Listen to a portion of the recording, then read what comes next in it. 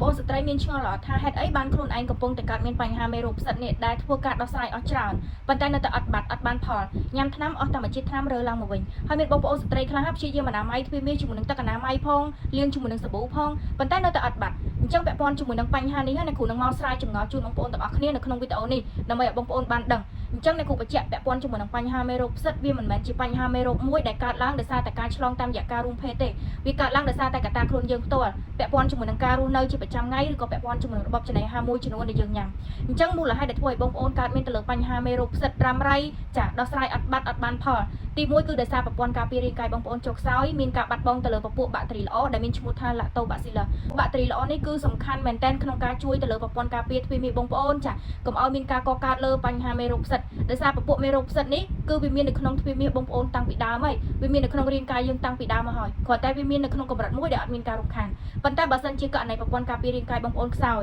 តាក់ទងទៅនឹងពពួកបាក់តេរីល្អនៅក្នុងទ្វេមាសចាប់ផ្ដើមមានការបាត់បង់ចាអញ្ចឹងវាងាយធ្វើឲ្យបញ្ហាមេរោគផ្សិតហ្នឹងគឺចាប់ផ្ដើមមានការរីកលូតលាស់បង្កទៅជាការធ្លាក់សកកដុំស្អិតធ្លាក់មកមានអាការៈរមាស់ស្ងួតជាក្តៅក្រហាយផ្សាទៅនឹងតំបន់ទ្វេមាសបែបហ្នឹងអញ្ចឹងនៅពេលណាដែលទ្វេមាសបាត់បង់ទៅលើពពួកបាក់តេរីល្អទី1គឺទៅលើកត្តាអនាម័យទ្វេមាសបងប្អូនមិនបានត្រឹមត្រូវបងប្អូនស្ត្រីខ្លះជ្រើសរើសជាមួយនឹងប្រភេទទឹកអនាម័យឬក៏ប្រភេទសាប៊ូយកមកលាងសម្អាតជារៀងរាល់ថ្ងៃនេះមិនប្រកាសថាបងប្អូនលាងសម្អាតបែបហ្នឹងវាជារឿងល្អតាក់ទងទៅនឹងបញ្ហាសុខភាពទ្វេមាសបងប្អូនទេករណីបងប្អូនជ្រើសរើសជាមួយនឹងប្រភេទទឹកអនាម័យឬក៏ប្រភេទសាប៊ូដែលមានសារធាតុកាត់ខ្លាំងវានាំឲ្យទ្វេមាសបងប្អូនមានការបាត់បង់ទៅលើពពួកបាក់តេរីល្អហ្នឹងហើយអ្វីដែលសំខាន់បងប្អូនស្ត្រីខ្លះទៀតមិនត្រឹមតែលាងសម្អាតនៅផ្នែកខាងក្រៅទេដៃទៅលុកលាងសម្អាតនៅផ្នែកខាងក្នុងទ្វេមាសទៀតទី2គឺពាក់ព័ន្ធជាមួយនឹងរបបអាហារបងប្អូនចូលចិត្តញ៉ាំជាពពួកអាហារផ្អាប់ចាប្រភេទគ្រឿងសមុទ្រឆៅបន្លែត្រប់បន្លែតាពាំងអាហារហឹលបុកល្ហុងអីនេះក៏វាងាយក្នុងការឲ្យបងប្អូនកើតមានបញ្ហាជំងឺផ្សិតដែរដោយសារអីវាក៏ជាមូលហេតុមួយដែលធ្វើឲ្យបាត់បង់ទៅលើពពួកបាក់តេរីល្អហ្នឹងដែរហើយទី3គឺតាក់ទងទៅនឹងកត្តាញ៉ាំថ្នាំសះឬក៏ប្រភេទថ្នាំអង់ទីប៊ីយោទិកច្រើនហួសកម្រិតដែលរាងកាយយើងទទួលយកហើយមួយទៀតសម្រាប់បងប្អូនស្ត្រីដែលគាត់មានផ្ទៃពោះ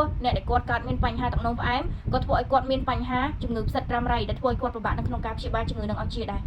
ព្រោះនៅពេលដែលគាត់មានបញ្ហាទឹកនោមផ្អែមគឺវាធ្វើឲ្យប្រព័ន្ធការពាររាងកាយគាត់គឺចុះខ្សោយខ្លាំងមែនទែនអញ្ចឹងនេះគឺជាមូលហេតុមួយដែលធ្វើឲ្យបងប្អូនកើតមានទៅលើជំងឺផ្សិតដែលធ្វើការដោះស្រាយអស់ច្រើនប៉ុន្តែនៅតែអត់បានផលគឺដោយសារតែបញ្ហាទាំងអស់ហ្នឹងអញ្ចឹងបើសិនជាបងប្អូនចង់បានដំណោះស្រាយដែលដោះស្រាយទៅឲ្យចំគោលដៅដោះស្រាយទៅឲ្យជាបងប្អូនអាចធ្វើការឆាតចូលពេកនៃគ្រូផ្ទាល់បានណាគ្រូមានដំណោះស្រាយជូនទៅកាន់បងប្អូនទាំងអស់